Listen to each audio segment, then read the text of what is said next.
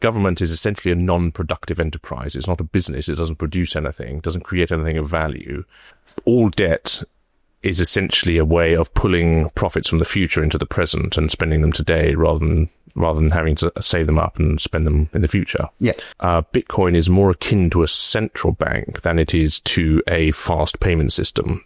You should make it as hard as possible for people to be tyrants. Every single piece of information that you surrender to a database, you should assume that that's going to be leaked at some point in the future.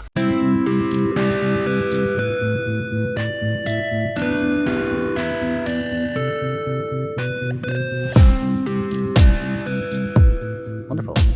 Yeah. If you go, then I am. Excellent. Let's go.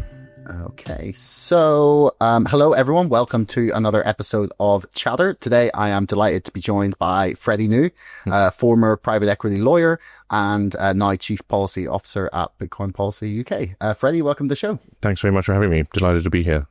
Yeah, as I mentioned before we started, I first came across yourself on the wonderful Peter McCormack show, formerly Mr. Obnoxious. Yeah, he's gone through 5 or 6 different name changes, hasn't he? Yeah. But no, I think just the Peter McCormack is pretty solid. He's got a big enough personal brand that works fine, I think, and he's doing really well. Yeah, I'm very pleased for him. Yeah. I mean, the football club and the podcast. Yeah, I think it's just the cafe that's really suffering at the moment. At least that's the one he keeps on bemoaning. Yeah. So. Yeah, unfortunately, but maybe he'll get there eventually. Hopefully, he keeps complaining about a litany of government red tape. Yes, which I mean would frustrate anyone. So the reason I wanted to ask you on was because in those conversations with Peter, you had quite a lot of discussions about many of the reasons for the malaise of the British economy currently and over the past couple of decades. And that's a topic I love to cover. So I think the best place to start is like if you could give 60 seconds to someone who'd never heard of Britain before, like why is our economy so messed up? I'd actually probably need more than 60, but I'll do my best. Okay. I ultimately tied a lot of it back to where does government get its money from and why is energy such an important part of that? So when you think about where government gets their money, they tend either to raise the money from their people, their population through taxes, or through borrowing. And borrowing usually involves the creation of money in one way or another. So in other words, government is essentially a non-productive enterprise. It's not a business. It doesn't produce anything, doesn't create anything of value. And in order to fund itself and to fund its activities, it either has to tax its population or it has to borrow money in the money markets, which effectively is the creation of new money through borrowing. And I've always found it a useful mental model to look at other countries which don't necessarily follow that. And a lot of those other countries, which, for example, have very low tax regimes or don't issue a huge amount of sovereign debt, often have access to their own state-controlled energy. I'm not ideologically a huge fan of state control of things, but one working model that we have seen elsewhere in the world is state control of energy. And so, to answer your question, I would trace a lot of the problems back to the way we cocked up our approach to North Sea oil. We've got a great working model for how to do that differently in Norway. So obviously, the way that Norway did it, the oil fields were discovered, you'll remember, in the 60s and 70s. And Britain and Norway took 2 radically different approaches to their exploitation. Norway, on the one hand, retained state control of the fields. It had third parties come in, it had control of the different contracts that it put out, but the state control of that huge energy source enabled them to create what's now the largest sovereign wealth fund in the world, 1.4 trillion in terms of value. And that effectively funds a lot of government services in Norway. We did a radically different thing. We allowed private exploitation of the oil fields and effectively had a lot of short-term benefits, many of which were seen during the Thatcher years in the United Kingdom. But now that we're both moving away from oil and there's a degree of depletion of the fields, we are left in a position very different from that of Norway. And that effectively has created a very large hole in our finances, which we are now struggling to fill. Sorry, that was a bit longer than 60 seconds, but I think that's where I started, certainly in terms of recent history. That's a fantastic way to put it. That's not the answer that a lot of people would give as to where where our economy is going wrong. I have a dog friend here as well. If people wonder why I keep looking down and why the curtain's moving. Yeah, why the curtain is also moving. So the Norwegian Sovereign Wealth Fund is 1.4 trillion now. Yes. What made it so successful? Was it the amount of money invested in it from that exploitation of their natural resource, the oil fields in the North Sea? Or was it, clever management of their finances say we had done the exact same thing, basically, what is what I'm asking, would we be seeing a similar amount, would we be looking at a similar value on said sovereign wealth fund, or would it be dependent on how we'd managed it in that time? That's a very funny question. There's a line in the sort of meme in investment management, which is that it's impossible to tell the difference between a lucky hedge fund manager and a good hedge fund manager because their results look identical. I suspect, unless we'd been egregiously stupid in our investments, we would have ended up in a similar place, simply because the amount of wealth that you're talking about is so gigantic. And we do have other comparators worldwide. Alaska, for example, I believe their wealth fund is so large that it actually pays dividends to every Alaskan resident, again, from their oil wealth. And everyone will know the stories of Saudi Arabia, Saudi Aramco, one of the most valuable companies in the world. Qatar, for example, no Qatari national actually needs to work because the sovereign wealth of that country is so vast.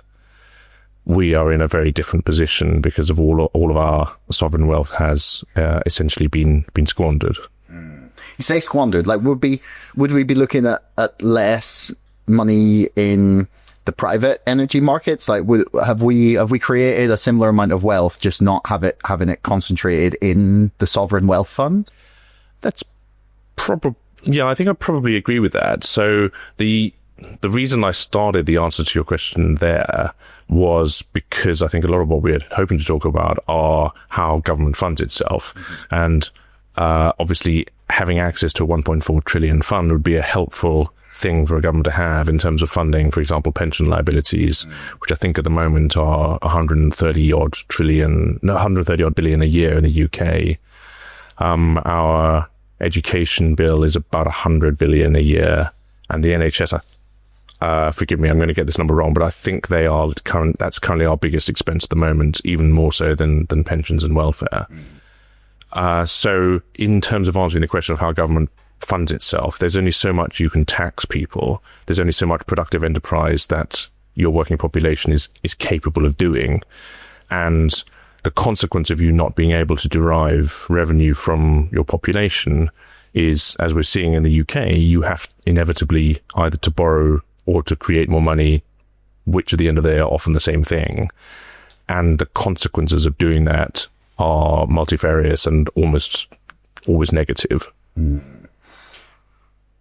It's interesting you say there's only so much you can tax people. I mean, the memo doesn't seem to have hit Labour Party front benches yet.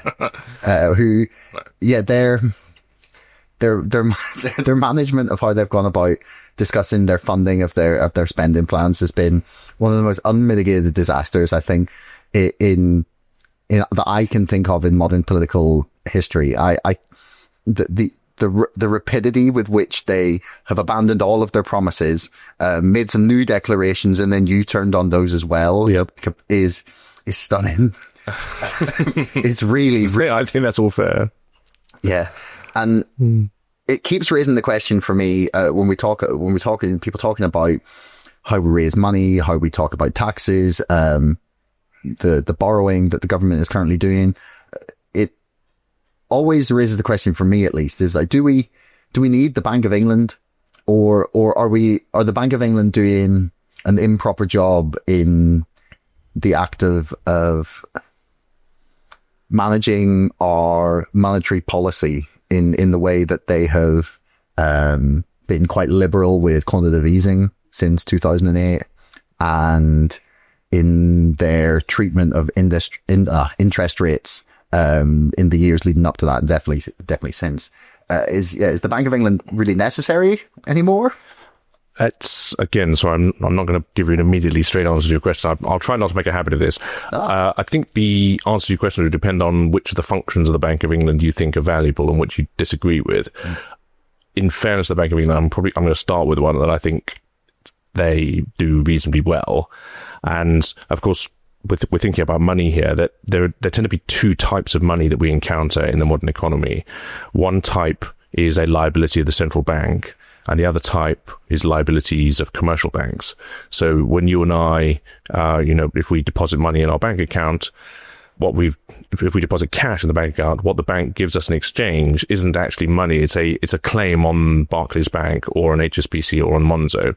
So that money has effectively transformed into a liability owed to you by Monzo or by HSBC or by Barclays. And that's fine. That is the way that our monetary system functions. And so long as all the liabilities effectively balance out, as long as someone's good for the liability they owe you, then it's all fine. The other type of money is notes and coins are obviously struck by the Royal Mint. Banknotes are issued by the Bank of England, and those are claims on the central bank, again, for an amount of value equivalent to £10 to £20. And that's why each of them say on them to this day, I promise to pay the bearer in demand the sum of £10. In the old days, back when our currency was backed by something, you would technically have been able to exchange that bill for an amount of silver, sterling silver, which is where sterling comes from, that was £10 in value. Of course, nowadays, our money is not backed by anything other than the full faith and credit of the issuing government. So that's no longer the case. But coming to my point, I think the Bank of England do a good job in terms of ensuring access to physical cash for people who don't have access to the liability-based financial system. I think the latest data from the FCA shows that even today, there are at least 1 million adults in the UK who don't have a bank account, who are essentially fully dependent on physical cash. And it's very important that those people are not excluded from the financial system. So any reduction in the provision of physical cash would, I think, be a bad thing. So tick for the Bank of England on that. Okay. On monetary policy, probably the biggest stick the Bank of England have here is the setting of interest rates. Mm-hmm. And obviously the effect that low or high interest rates have on the economy is utterly seismic. And we've seen that at least 2 or 3 periods in recent history. Actually, I'll cite the 3 most obvious ones. After 9/11, the 2007-2008 financial crisis, and then COVID. In each of those seismic shocks to the global economy, interest rates were cut. Most aggressively, actually, under COVID. They went lower than they ever had done before, but people shouldn't forget the 2 previous crises as well. The effect, unfortunately, of a huge drop in interest rates is that it becomes very cheap for people to borrow. So if you are able to borrow, huge new volumes of money are created, simultaneously debasing all of the existing money in the system, and also meaning that those who are able to borrow that money and acquire assets have an unfair advantage. And that's, as you know, is called the Kantian effect. It means that the advantages of the issuance of new money accrue to those who are closest to it. And that, unfortunately, creates a lot of social issues that we're seeing today in terms of inequality, unaffordability of housing. The cost of living crisis, bluntly, is in no small part due to the manipulation of interest rates. Why do we pay interest on our government debt?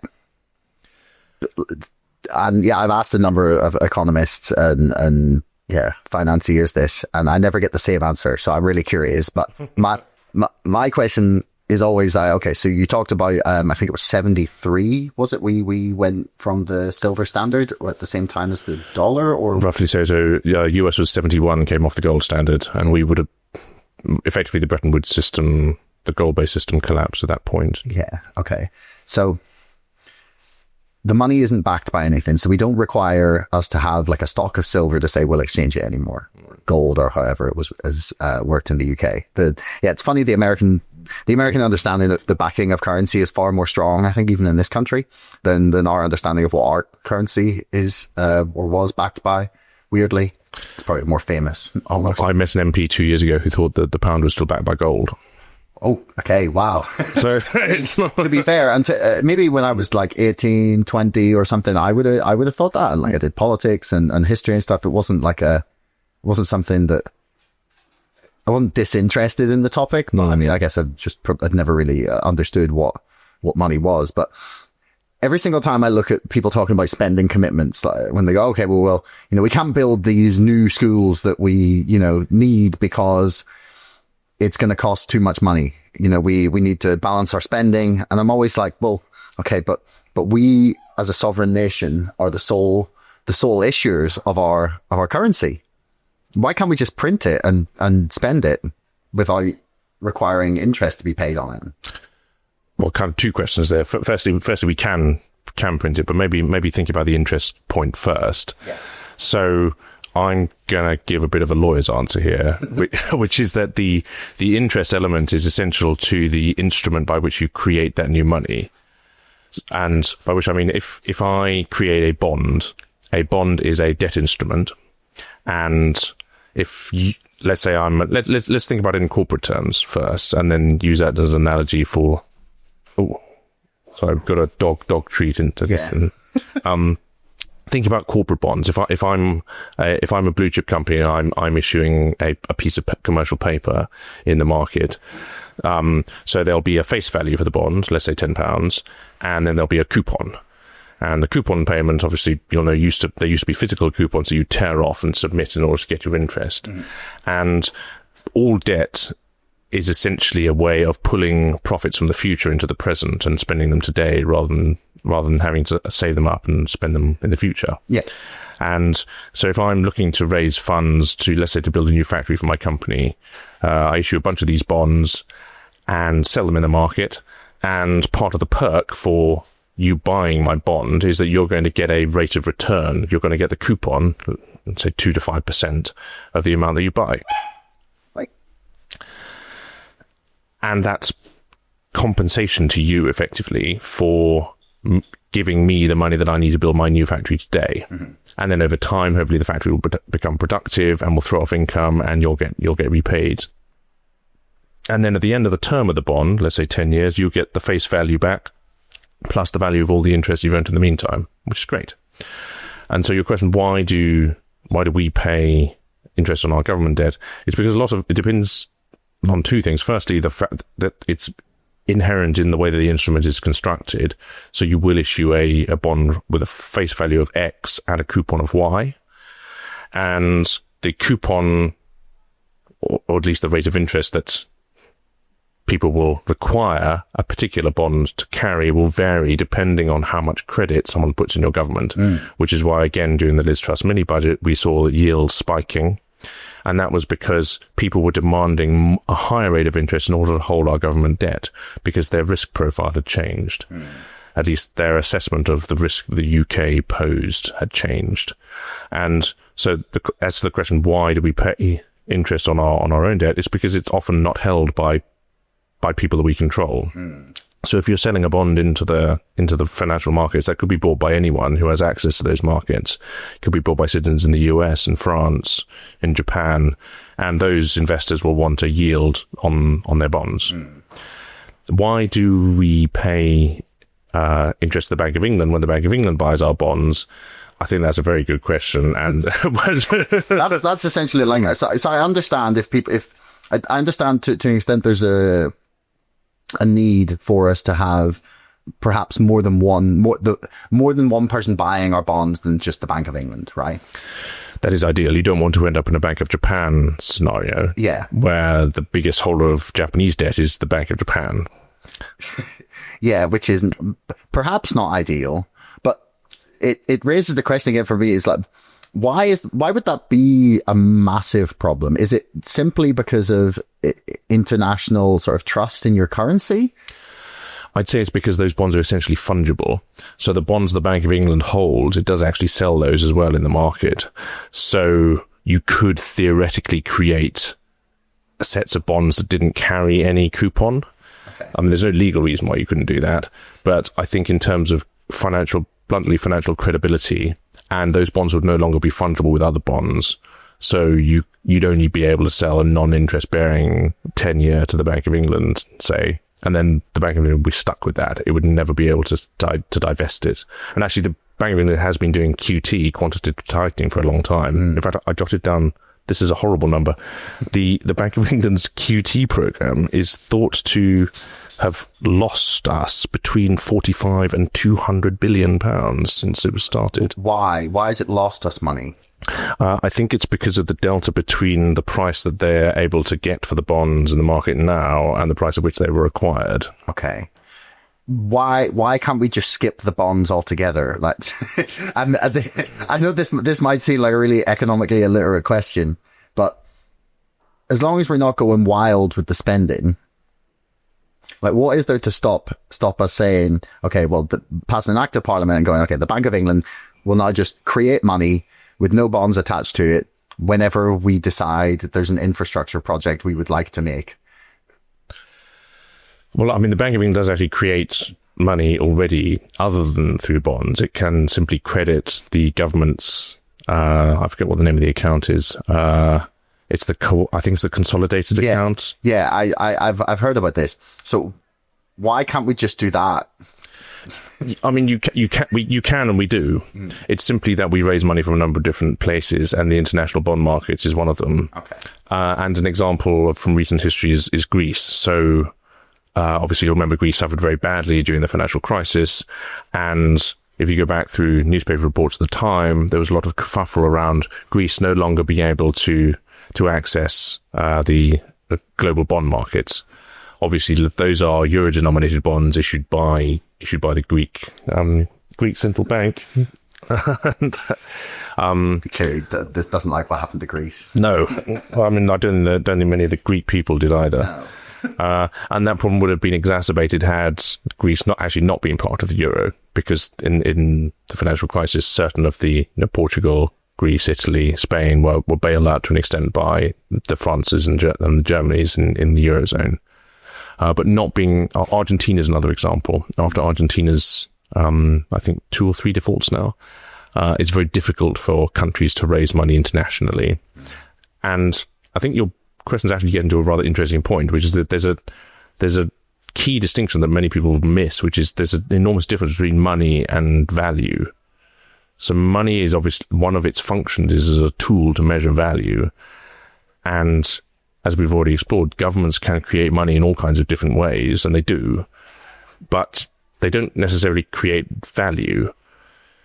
And that's a really, really important point that I think a lot of modern economics doesn't focus on. And that kind of takes us back to the energy point that I mentioned earlier. Governments don't create energy. They can access energy sources. They can exploit it. They can take the profits from that exploitation and invest them. But money is a tool for measuring those things. It's not value in and of itself. And I think that's rather an interesting point to noodle around. Yeah, I mean, I guess it depends upon the extent to which you think that the water in aquifers under the United Kingdom or the gas in the oil fields that we lay claim to are commons, and whether the government is essentially a body to manage our common wealth I can't think of the right term for it, but that's a good one. It makes sense. Do you think that we should look at some of our like physical assets in that way? Because I spoke to Michael Every recently. He's a global analyst for Rabobank. Okay. And he was talking to me. We were talking about the extent to which a lot of the conflicts in the world now are resource wars, and I sort of put to him the idea that a lot of these conflicts that are seemingly about ideology or something else are a lot of posturing over, minerals, energy, resources in those areas. And he didn't think it was completely accurate, but there's definitely something where a lot of countries or a lot of the larger powers around the world have suddenly grasped the fact that, okay, there's a certain number of resources that are going to be very, very important for the next 50 to 100 years, and we need to be in control of as many of them as possible. Yeah. Do you think we need to think about that from the United Kingdom's perspective in terms of like physical things, or? Absolutely. And it's one of the things that makes me so frustrated and irritated with our current crop of politicians.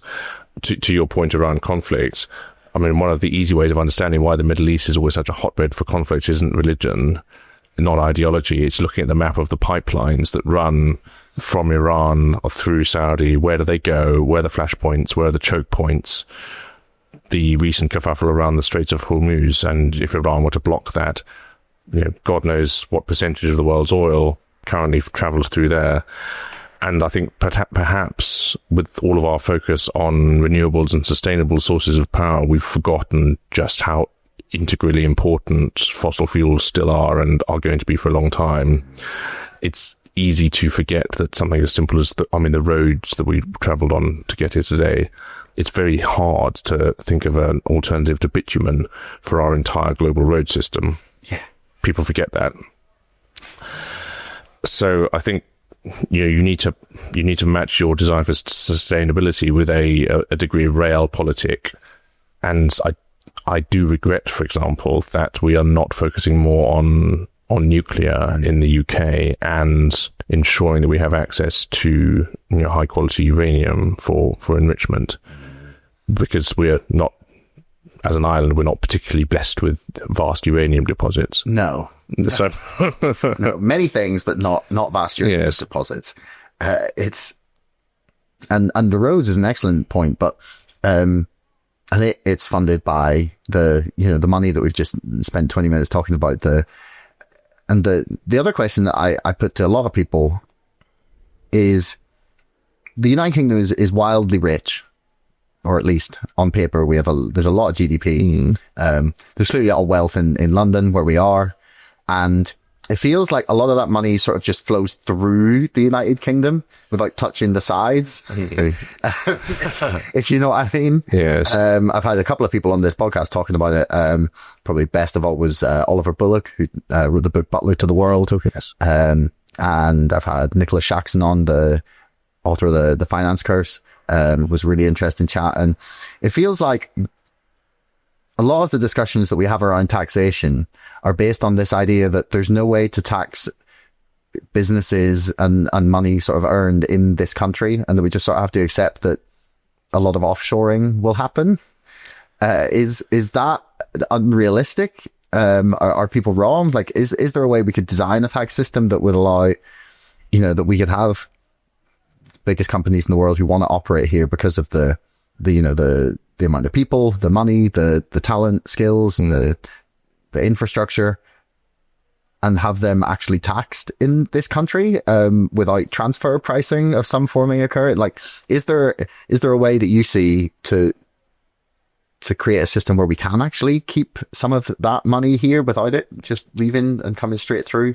Well, I think Ireland's a reasonably good example of how you can do it properly. I'm a Laffer curve fan.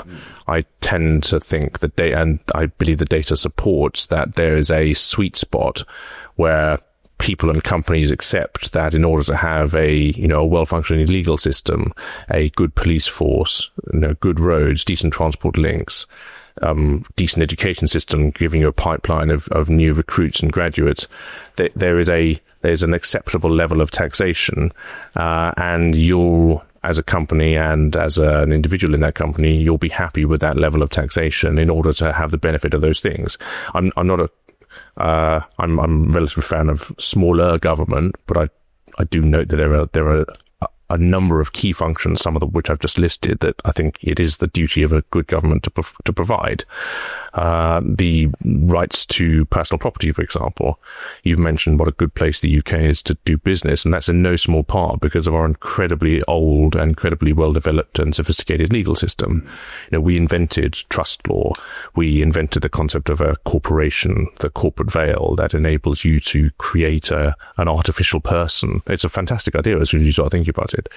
Limited, which provides a shield for the directors and the employees working in that company, which means that the company has liability and your house and your own property are not subject to mistakes that the company may make. It's a fantastic legal fiction that we created there.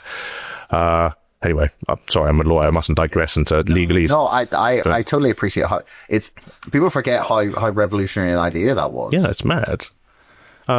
Trust law. Do you know where trust law came from? Mm-hmm. If anyone, only your listeners don't, that dates from the Crusades. The idea that, and because women were looking after people's estates when they were fighting in the Middle East, you had to have some way of splitting titles so that the knight would be the beneficial owner, but the wife would be managing the estate, sometimes for decades. Really, really clever idea. Anyway. 700-800 years. Yeah, at least. Wow. But yeah, so forget how old the United Kingdom is. I keep telling people, and no one seems to quite realize like the 2066, 1,000 years since being invaded party is going to be lit. Oh my gosh. I might even see that. That's good. Well, I mean, you have to get through the next 41. Yes. But it seems like people forget how old the institutions of this country are. And there's so many people willing to sort of abandon them. I say that having talked very flippantly about the Bank of England, but there's a lot of people, willing to abandon a lot of those institutions or like dismiss them as not being a large part of the reason for the success of the country. They just want to talk about, and for many good reasons, like the problems that we had through, exploitation, colonization, sort of resource extraction, horrible things that we did in the past. But there's a lot of reasons that weren't bloody. Yes. That the country continued to be successful after we sort of abandoned the more morally onerous parts of our past. Yes. But but think of the Roman Empire as an analogy. Not that I want to go down the Roman Empire rabbit hole, but no one's crushed with the Italians when you go and visit Rome nowadays. If you give it enough time, Rome became rich via an extractive empire in the same way that Britain did. And I think enough time has passed now since the fall of Rome for people to enjoy visiting it rather than to feel guilty about it. So maybe in 500 years' time, people will visit London and we won't need to feel bad about ourselves anymore. Hopefully it won't just be ancient ruins. No. Oh my God. No. Like here, this is where the Canary Wharf building once stood. Yes. Kind of like a scene out of The Matrix. Yeah. No, hopefully it continues to be a nice place to live. So you talked in the beginning about the fact you're a former private equity guy. We've talked about government management of resources and energy. And I was hoping that we could go into a little bit of detail on Thames Water. This is what I saw on your other episode with Peter McCormack. And I think people would find wildly interesting because I think to stereotype an opinion about Thames Water is basically you took control of our water for a very cheap amount of money, thanks to Thatcher's desire to sell everything off. Although George Osborne did a much better job of just everything that wasn't nailed down, if that's your goal. And then they took that water system that had been publicly funded and seemingly wonderfully run. There was definitely never any problems with it, but they took it over and then they have taken on a massive amount of debt, and in the eyes of, I think, many people, used it to pay themselves very large bonuses and not invested in the infrastructure whatsoever. Now the company is saddled with debt and we are suffering from volley water across the United Kingdom. I'm aware that's not quite the story. It's a pretty good summary. Yeah. So what are people missing about what's happened with Thames Water and how it was privatized? Well, really interesting thing about Thames Water for me is it's a fantastic example of how a private equity transaction is often structured, which a lot of people won't understand. And secondly, why in a really low interest rate environment, that structure can have devastating consequences for the actual business. So I might cite two examples here, both Thames Water and Peter Express, which is another good company went through a similar process. Both very different businesses, but the structure's often the same. So what happens is if you, like we said earlier, if the cost of borrowing money is low, that means if you're a private equity house, you can buy assets at what effectively quite rapidly become elevated prices. So the way, again, using round numbers here, the PE house might put in 10% of its own money, and then it might borrow 90% of the price for the asset from an investment bank, or back in the day, a series of investment banks. And your listeners may be familiar with the term leverage buyout. This is an LBO, classic PE LBO. The great thing about the way that's structured is, firstly, the debt's relatively cheap. So for the PE house to service, it is not that expensive. Secondly, the debt is secured on the asset that's being bought. So in the same way as when you buy a house, the bank has security over your house in the form of your mortgage, the lending banks in a PE deal will have security over ordinarily the special purpose vehicle, or the SPV, that actually buys the asset, and also the asset itself. And then thirdly, that debt is then serviced not by the borrower. So the private equity house isn't paying the interest and the repayments on this debt. The asset itself is paying. And that's the kicker, because, again, using Thames Water and Pizza Express as examples, all of the money from Pizza Express selling pizzas is effectively going to service that debt, and all of the money that Thames Water is making from its customers is going to service the debt. The neat thing about the private equity investment is, we use the examples 10 and 90 there. Often those would change. The private equity house might choose to put in more money, and they would often put their money in the form of loan notes, very similar to the bonds that we were talking about earlier, with a coupon. But the way those loan notes are structured has two advantages. Firstly, they can have a very high coupon, much, much higher than a commercial rate of interest. Sometimes I saw 12 and 22%, even in a low interest rate environment. And secondly, it's very easy to extract debt out of a company in a way that it's not easy to pay yourself a dividend. So in the news, again, because I'm geeky about this, whenever people say, Thames Water's been paying huge dividends, or this company's been paying dividends, technically those are often not dividends. It's tend to be very hard to pay a dividend. It's unlawful to pay a dividend out of a company that hasn't got realized profits available for distribution. Really? Yeah. It's unlawful under the Companies Act. So if you don't have realized profits, you can't pay a dividend at all, but you can service your debts. So if you're a PE house and you put in some debt finance with a 12 to 22% coupon, you're basically you're literally printing money for yourself, and you effectively can't lose. So you've got all of the Thames Water money coming from your customers, and that's going to service the debt. And often often that debt is refinanced and accumulates. And as we've seen, it snowballs to the point where the company's effectively unable to pay any money on maintenance, on improving its services, on ensuring that pipes are not leaking, and so on. Or in Pizza Express's case, they can't focus on growing, on paying their staff more, etc., etc. So you have businesses that end up saddled with gigantic amounts of debt that will never be repaid. And every time those businesses are sold on, Pizza Express, I think, has changed hands 3 times since the first time I saw it go through PE hands. Each time that debt is refinanced, it's never repaid. That's obscene. It is. How widespread a problem is that in the UK? It's endemic. I mean, you walk up and down High Street, you struggle to spot a business that's not had private equity. I mean, I can name some off the top of my head. Odeon, private equity. Alliance Boots, private equity. I think it's gone through Walgreens now. Actually, the Alliance Boots deal was the first hint we got that the financial crisis was coming. That was in 2007. And you remember I said that you often have a bunch of investment banks coming in. Yeah. They were unable to syndicate that debt, which means, to sell it in the secondary market. That was the first hint that we had that summer that something was going badly wrong in the market. Do you remember Pound World? Mm-hmm. That was bought by private equity, now gone.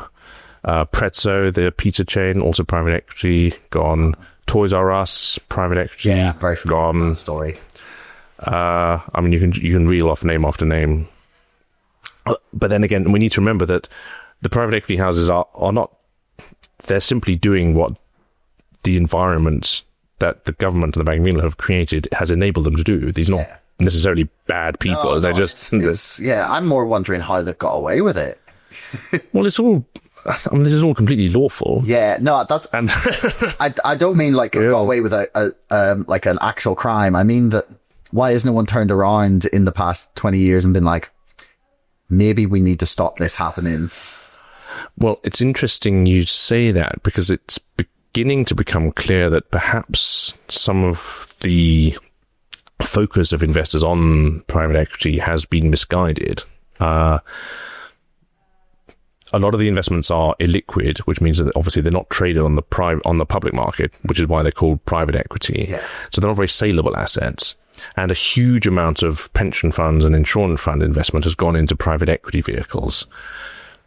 So, and there's a bit of a question here as to overall valuations. If company valuations are overly elevated, are the pension funds actually far more unfunded and illiquid than it may seem? So this is an open question. I don't know the answer to that.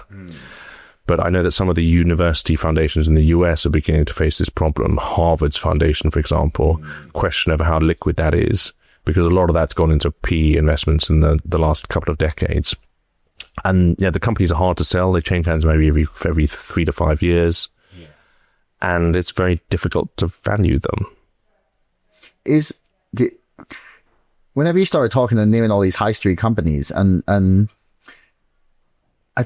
part of my brain just went, is this where all the money's going? Oh, yes. But because I'm trying to work out what the methods of like valueless financial extraction have been going on in the United Kingdom. Because again, there's loads of people talk about what happens in America and how the money gets like shoveled out the back door, basically. And very few people talk about where all the money is going in the United Kingdom, because it's 40, 50 years of feeling like we have less and less value for the pound. And obviously inflation has something to do with that, but the advertised inflation rates are not the actual, I would say, value of the decrease of the value of the pound accurately.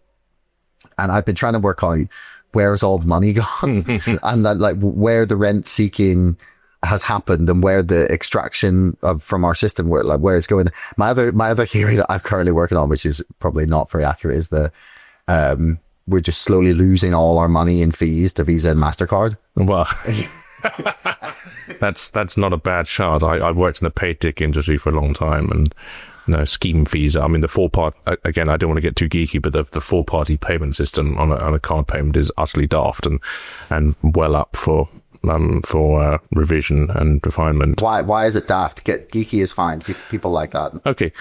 So when you tap your card on a point of sale, point of sale, you've effectively, you've got the point of sale, you've got yourself, you've got the point of sale, you've got the scheme rules which communicate between your card issuer and your bank.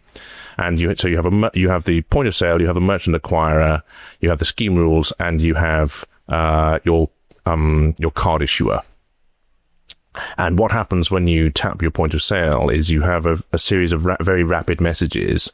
So for me, the point of sale would immediately communicate with my card issuer over, let's say, the Visa rails, saying Freddie wants to spend £1.50 or probably £3.50 on a coffee now, isn't it? With inflation, is he good for it? And then the card issuer, then communicates with my bank, saying, has he got that in his account? And then the message flips back saying, yeah, he's good for that. And then the message comes back to the point of sale, and then the transaction is able to complete in real time. But settlement of that transaction doesn't take place until much later. And that is settlement between the my bank, let's say Barclays, and the bank of the point of sale owner. And that often doesn't take place for 2 to 3 days, which is why chargebacks are very often a problem. Anyway, so it's a system of very old messages. It works pretty well, actually, considering how old it is. But there are now alternatives that do exist that perhaps function in a more efficient way with fewer rent seekers on the way. Because remember, each of those people are charging a fee for the privilege. Yeah. And that fee is often picked up not by me buying the coffee, although it'll be reflected in the coffee price, but it's picked up on the day by the merchant. So the merchants have to pay a lot of money in order to have access to this messaging system. Yeah. Yeah. I think people would be stunned at how much people pay of their, the money they think is going to the shop. What percentage is quite often like 2-3%. Yeah. One of the reasons that you don't see as many Amex point of sale acceptance in the UK is because Amex have very high, very high scheme fees. Yeah. Although that is changing because their credit cards just become very popular amongst people. Yes. For the Avios points and for other things they offer, in the cashback and the offer. So I know quite a lot of people who have the Amex cards, and that always felt to me like something that only rich people have. But then I think everyone started realizing that there was quite a lot of benefits, and then they put on like a, poor people tier. Kind of them. Yeah. So it's, you don't have to pay for the Amex card, but yeah, you get some of the benefits and stuff. So there's better ways to do it. And I assume what you're going to tell me is one of those might potentially be, crypto and digital payments. Potentially, although I think it's important to be very precise about what we mean there. Actually, perhaps if we're moving on to, and my specialism is obviously sort of Bitcoin, the Bitcoin payment network. Yeah. So I mean, that's basically what I'm getting at. It's useful, I think, that we started talking about the Bank of England, because the central banks are one of their functions, and another function that the Bank of England arguably does well is as a settlement or a clearinghouse, effectively, between other banks. So many commercial banks will have accounts with the Bank of England, and they will tend to batch payments. And in the same way as we mentioned just there with the 4-party payment system, those will be settled T+1, T+3 sometimes, sometimes end of day.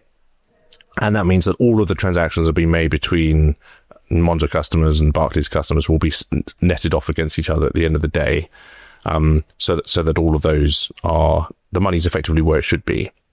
And people often talk about Bitcoin as a form of digital cash, which it has the potential to be. But another criticism of it is that it has very slow settlement speeds. One of the interesting things to think about is that Bitcoin is more akin to a central bank than it is to a fast payment system.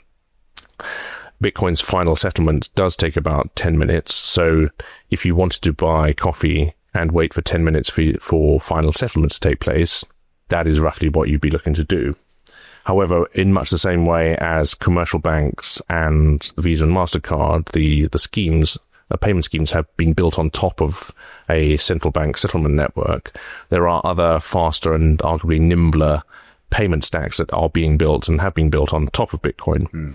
How geeky am I allowed to get? So one of the most interesting ones is called the Lightning Network, and the way that functions is, so we've mentioned the sort of the 10-minute settlement time. A Lightning Network, a channel, is like a bar tab. So let's say if you're running a bar and I'm a customer, and I'll come down and let's say I open a tab I'll put down £100, and then during the course of the evening, I can spend as much of that £100 as I like, as quickly as I like. And then at the end of the evening, when I close the tab, we settle up and I've got, £8.75 left of that £100. And then we close and, we walk away with, whatever we're left of out of the £100. Lightning Network functions a broadly similar way. So you open a channel, and then while that channel is open, it's possible to make lightning fast, thus the name, almost free payments between us. And the genius thing about the Lightning Network is that it's not just a single payment channel, but each payment channel can connect with others, and so it exponentially becomes very, very wide. Very recently, I did an experiment with a friend in Zambia where we sent £10 to Lusaka and back to England in real time for 0 fees. It was pretty extraordinary. Wow. And incapable of being replicated by the modern banking system. In fact, if you use Western Union, I think they take about 30% of it in fees. So, which is a big, big problem. And I think one of the things that certainly we in the privileged, well-developed West don't appreciate is that a lot of countries are reliant on remittances and cross-border payments, and a technology which can enable almost free, instantaneous transfers of value cross-border is extremely valuable and is very, very ripe for exploitation. Yeah. Do you think there's ever a time where the UK government may consider that a potential base layer payment system, or do you think they would feel that they have to control it themselves? I spent a lot of time trying to persuade the British government of the merits of at least looking at the technology in a dispassionate way. I don't have very high hopes of them doing so. The interesting thing, though, is that businesses are already beginning to adopt this type of payment network independently of government and irrespective of what government is doing. So one thing that's, for example, Tooting, not far from where we are at the moment, there's a small circular economy getting going there of different businesses which are accepting Bitcoin, and they are seeing, well, two things really: an increased velocity of money, and secondly, they're becoming a bit of a destination for people who want to spend Bitcoin. So most economists will agree that higher velocity of money is good in an economy. That means more people spending money is better for people selling goods, and then it means that the merchants who are receiving their money are able to invest and to grow their businesses. And that seems to be happening in Tooting, and we do have various new businesses springing up in the UK exploiting exactly this. One nice example is called Musket. So they offer a unified point of sale terminal where you can pay with Bitcoin, you can pay with your Visa card, you can pay with Amex, you can pay with MasterCard. All you do as the customers, you select what you'd like to pay with, and then you tap and pay, and away you go. You can pay via QR code.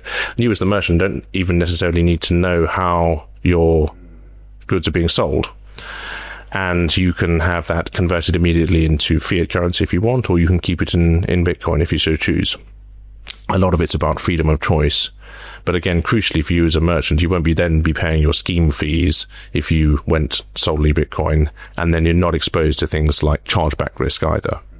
Yeah, one of the concerns that I've heard raised by a lot of people when we talk about what comes next for our monetary system, because I've heard people talk about the settlement issues that you've talked about, not just in financial markets as well, not just like everyday transactions that we deal with, and in international monetary transfers. And I talked to Brunello Rossa, who was... Oh, I didn't know. Yeah. Oh, okay. Well, yeah, he was a very funny guy. He sat in that chair, actually.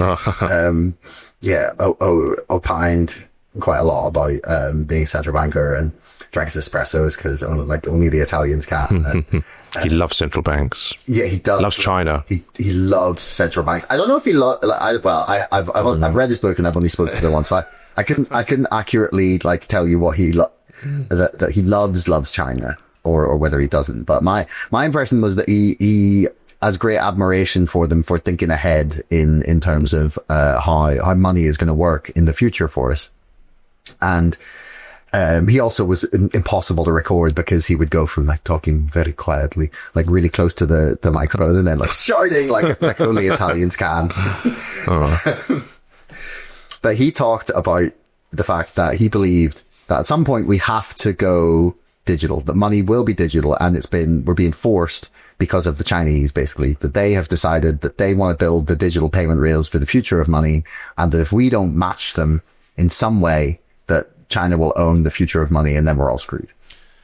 I have heard some people who are skeptical of the idea that money has to become like this digital central bank, digital currency thing, and who think our current system just needs a bit of tweaking and that we can get on with it because they have massive privacy concerns about how centrally organized digital money would work, and the potential for that to become exploited by the wrong kinds of government. And where do you stand on this whole debate? Well, I like Brunello a lot, but I disagree with him very profoundly around central bank digital currencies for a number of reasons. And to his first point around money becoming digital, almost all money is already digital. So the vast majority of all money in the world issued by every single nation state is already nothing more than numbers on a screen. To a point that we made earlier, the only money that's not digital right now is the money produced by the Bank of England, which is the liability of the central bank. And that really zeroes in on the concerns that a lot of central banks have and why I think Brunello thinks the way he does. The Bank of England has long been concerned around the lack of, I suppose, a reduction in the use of cash. And it's rightly concerned that people continue to have access to cash. Cash is, at the moment, only in the form of that liability of the central bank. So a lot of the genesis of, at least one reason for the genesis of the CBDCs is a central bank's desire, and fair enough, I can concede this point to them, a central bank's desire to continue the access to cash in a digital world. So one thing they want to try and do is, if cash completely disappears, they want to ensure that people have access to it. And, I sympathize with that view. However, if you're going to create a CBDC, it needs to have all of the features of physical cash, which include it being capable of being used by anyone without KYC. That, because, like we mentioned earlier, 1 million adults in the UK are unbanked. Every single CBDC I've looked at worldwide, and I've spent some years working on this, not least with the Human Rights Foundation and also with Big Brother Watch here in the UK, every single CBDC that we know of requires some element of surrender of personal data in order to use it. And so you end up in a circular problem. If you don't have a bank account because you don't have ID, or you don't have a fixed address, or you mistrust banks, then you're not going to be able to use that digital cash because you don't have a fixed address, you don't have a passport. Let's say you're a refugee or you're homeless. Those people deserve access to finance as well. But for example, the Nigerian CBDC, the eNaira, that has tiered access depending on how much personal data you are willing to give up. That's not cash, that's a permissioned token that the government allows you to use. So I think that fails at the very first hurdle. If you're trying to create a digital cash, you've automatically thrown up barriers between people and their being able to use it. So it's a nonsensical argument from day one. Yeah. Stepping back a little bit further, a lot of this panic around CBDCs actually started when Facebook created Diem, Libra. And a lot of central banks utterly panicked at that time and suddenly realized that here we have this non-governmental entity potentially creating a currency that has an inbuilt user base of 2 to 3 billion people. And no central bank wants to lose that amount of control to an entity of that size and magnitude. Yeah, I think that definitely would be a massive threat to the issuers of currency. I think they would not be particularly happy, I think is the best way to put it. I can sympathize they weren't happy. No. So because they're basically encroaching on their territory. If something that's more inbuilt users than any single, maybe the dollar. Maybe, but it's close. But exactly, because you've got the 350 billion or whatever, or 350 million in America. Then beyond that, how many there's a lot of countries that you can buy everything with the dollar. And in Asia, particularly. Yes. It would be a close run thing. Yeah, possibly. But I think it's also worth noting that wherever CBDCs have been used, they've either been enormously unpopular or they've failed, and that includes China. For all that Brunello loves the way they're rolling out the yuan, governments, employees in China, for example, where they are paid in yuan, they tend to convert immediately into regular yuan. It's the Sands dollar, for example, trialed in the Caribbean, went offline for I think 90 days at one point. How on earth is that remotely? I mean, how do you? We have to return again and again to the fact that governments can't do IT, and do you really want your payment technology to be run by a centralized entity that's incapable of, running Microsoft Excel? Not particularly. No. The argument I've seen made about the CBDCs is that they will, as standard, link into people fear that it will, as standard, link into the digital ID that the government issues, and then everything that you do, say, spend on will be available in a central database. And that feels like far too valuable a source of data for any government to, indefinitely resist taking hold of. Do you know what It's not just that. It's every single piece of information that you surrender to a database, you should assume that that's going to be leaked at some point in the future. Just look at recent history. The MOD, year ago, 250,000 records. The MOD, the Ministry of Defence, can't keep their own data safe. The NHS leaked God knows how many millions people's records, including sensitive patient data, blood type. We very recently had a leak of Apple, Google, and Microsoft login details that was in number greater than the number of people that are alive. It's absolutely extraordinary. HMRC data leaked very recently. So I think the working assumption is that if you give your information up, it's going to get leaked and it will be sold on the dark web, and people will be able to map that against your spending habits and determine whether you're a suitable target for financial fraud and in some cases actual physical attacks. These are non-trivial risks, and I'm not scaremongering to say that they're true. And the second issue is that it's all very well for you to surrender information around who you make political donations to, for example, or which charities you give to under a benign and relatively benevolent government.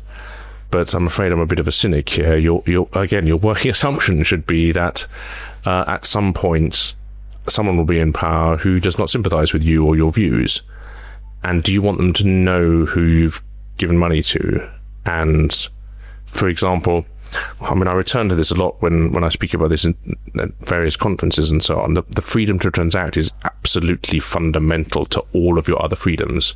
It's very, very easy. If a government has central control over your means of payment and they want to stop a protest, for example, let's say the farmers' protest recently, if they wanted to stop people travelling to London for that protest, all they need to do is identify those people and put a block on their payment so that they can't pay their train fare. Very, very simple. It enormously decreases the cost of enforcement for any government who wants to stop or encourage certain actions. And in a free society, I vehemently do not believe that that's something that we should ever agree to. Yeah, tyranny can be very expensive, but if you're going to make it cheap, it can become... Exactly. Yeah. You should make it as hard as possible for people to be tyrants. Yeah, I might steal that line. Okay. That's steal away. I get people calling me like crazy and paranoid a lot, or not, not seriously, but I get that'll never happen a lot from people, or they couldn't do that, and yeah, it's they've already done this. Why should we care? And my argument is always, just because we've given up some of our liberty doesn't mean we have to surrender all of it. Yeah, exactly.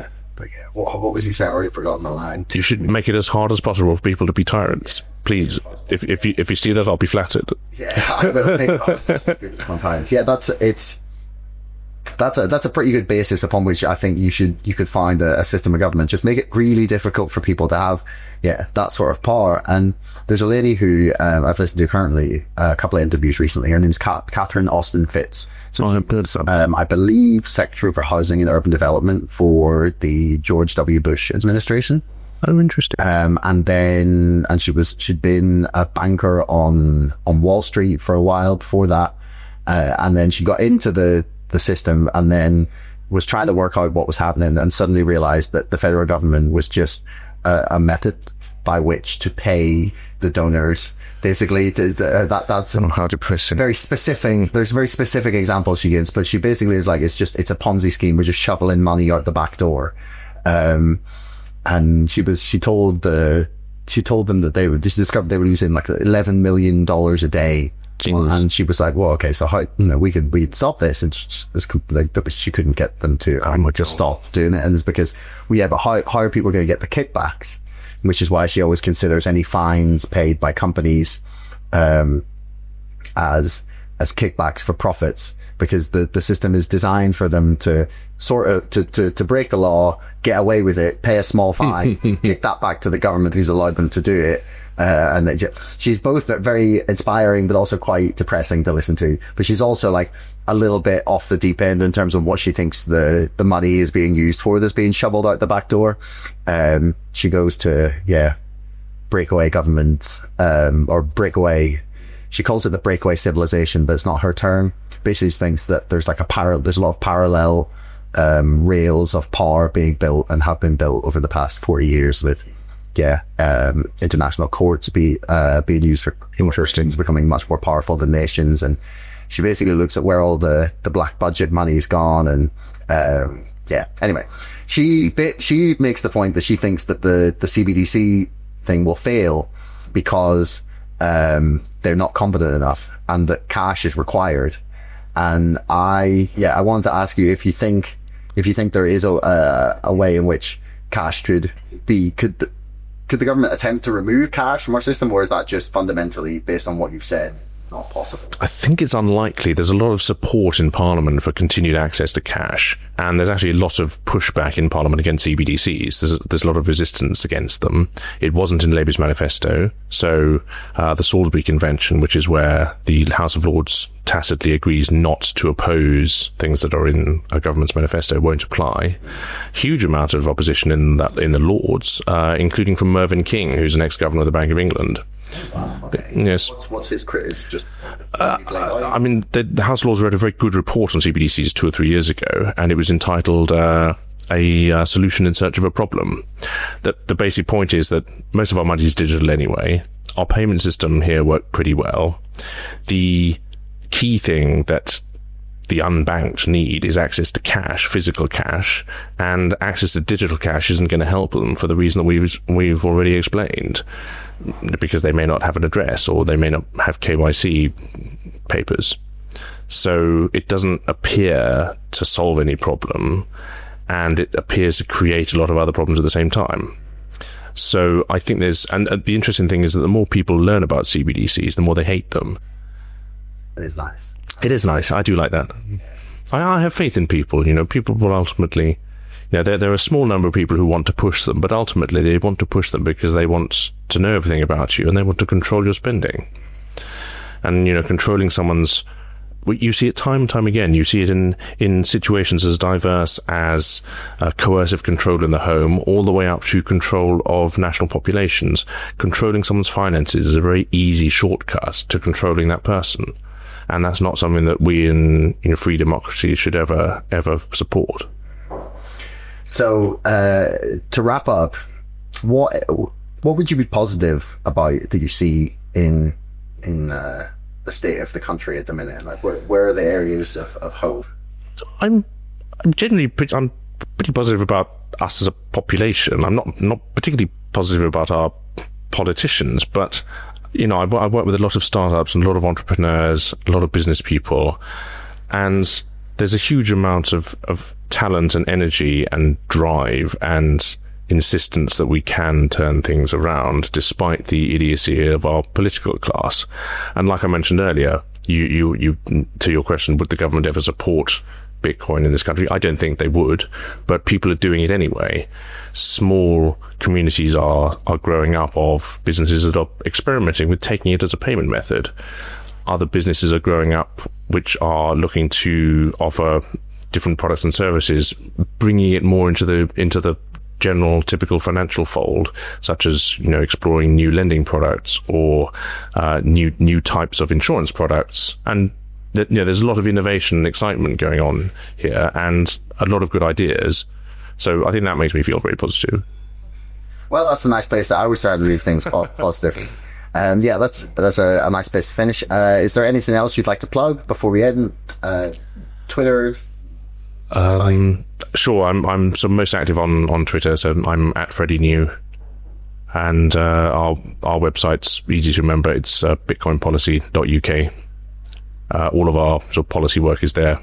And I'd also give a shout out to Big Brother Watch as well. They do really, really good work on a lot of these issues that we've been talking about in terms of privacy and financial freedom. Yeah.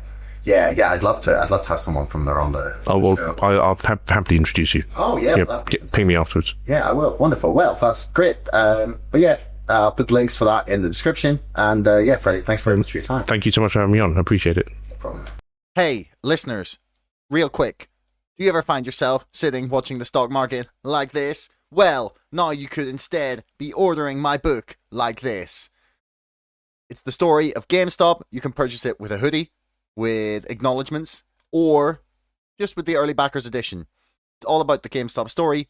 It's the real story, not just what you've seen on films. It's exactly what has happened over the last 3.5 years. And with DFE back, I'm finally able to draw a conclusion to my book. Please pre-order it. It really helps me out, and you will get it eventually, I promise. Hopefully this year.